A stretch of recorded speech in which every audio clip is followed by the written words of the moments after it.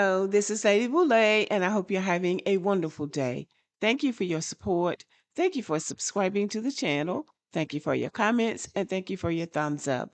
Thank you for all you do to support the channel. And yes, we are commanded to love one another, whether we want to or not, or whether we agree with each other or not. And today I'm talking about what do they own in their homelands. And I'm talking about Black immigrants because the big thing now is Black Americans don't own anything in America. First of all, they don't understand America. But second of all, they don't know what we own in America because they don't have that kind of relationship with us. So this video is to first ask what do they own in their homelands and to tell once again what we own in America. So I'm happy to draw this contrast. Black Americans who built a lineage, culture, and political identity inside the United States. Black immigrants who often come from countries where wealth, land, and opportunity are extremely limited, which is why they migrate and they cling to America as home. So that this is not their home. They have a homeland that they like to try to brag about until you go deep with them about their homeland. And then they start bringing up stuff like, what do you own in America? Because they don't own anything where they came from. But let's get into it.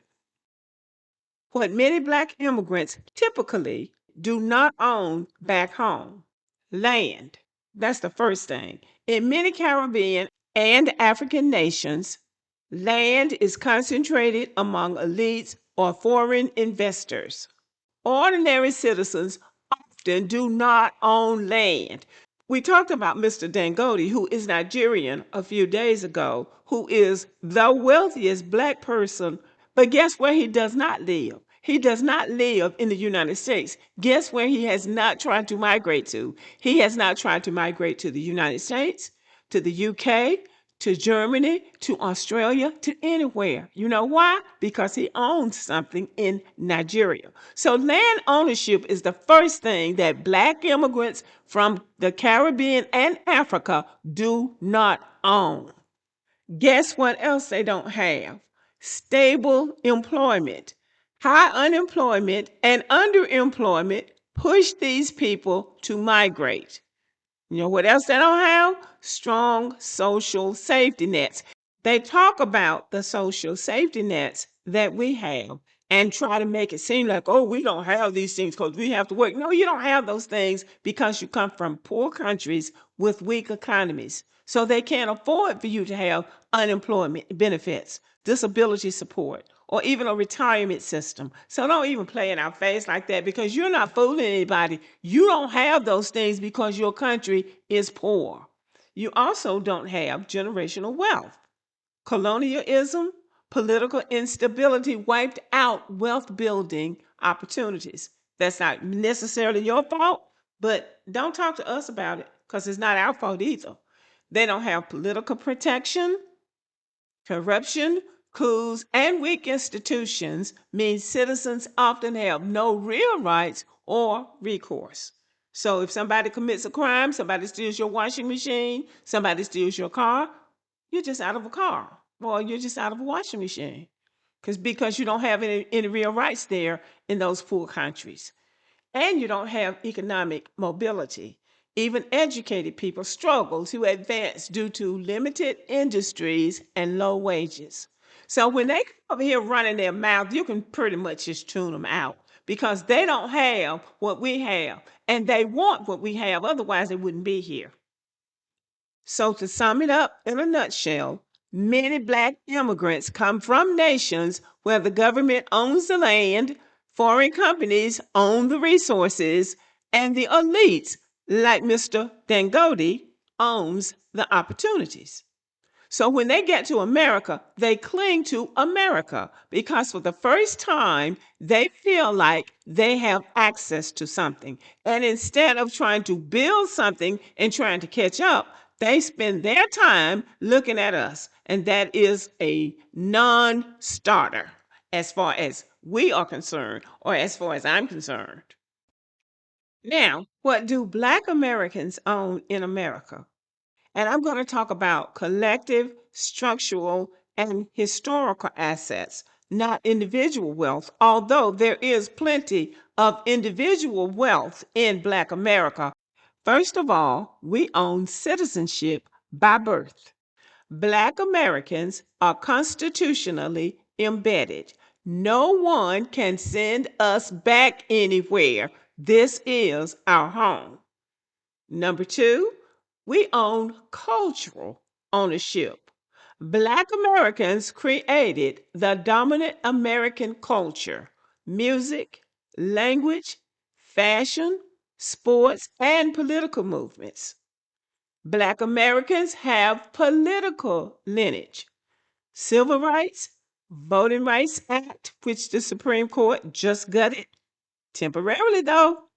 Reconstruction amendments are all tied to the Black American struggle. And then Black Americans own land in the United States.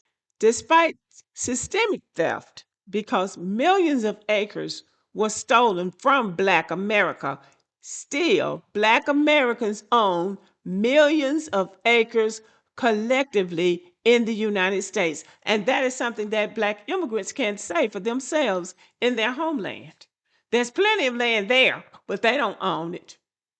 Black Americans have generational roots here in America. 400 years of lineage in one country creates permanence and identity. Black Americans have social capital. Black Americans understand the system, the language, the codes, the history, and the politics of the United States. We are the cultural authority.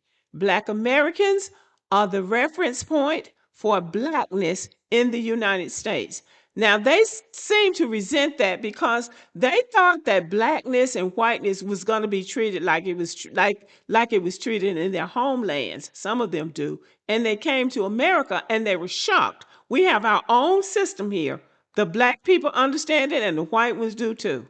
So all of these immigrants coming over here thinking that they are jockeying for a position against us, you're wasting your time.